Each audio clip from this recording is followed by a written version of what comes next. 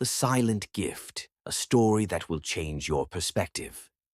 It was a quiet evening in the park, the kind where the wind whispered through the trees and the golden hues of the setting sun painted the sky.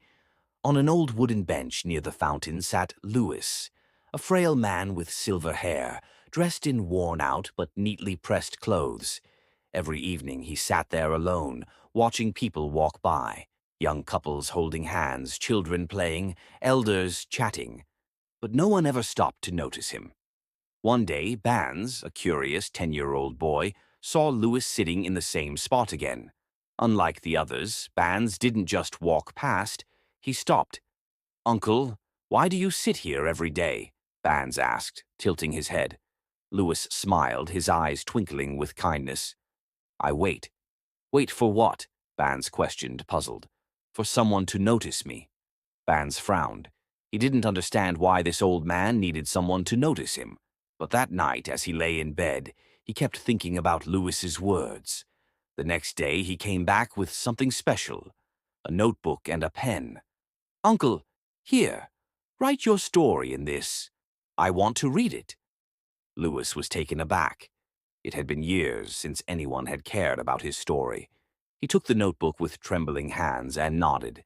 From that day on, Banz came to see him every evening, and every evening Louis would write a little more of his story, his childhood memories, his dreams, his struggles, the love he lost, and the happiness he once had. With each passing day, his loneliness faded, replaced by the warmth of companionship. But one evening, Banz arrived at the park and found the bench empty. Louis was nowhere to be seen. On the bench lay the notebook. Banz picked it up, his small hands shaking. Inside there was a final note written in neat, careful handwriting.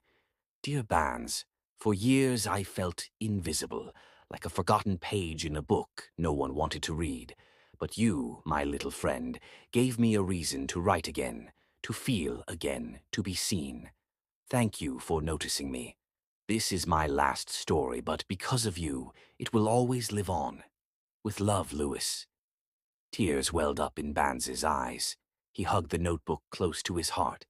That day, he realized, sometimes the greatest gift we can give someone is not money, not things, but simply the feeling of being seen.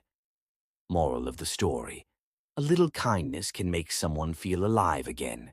Never underestimate the power of noticing someone who feels invisible. I hope you liked this story.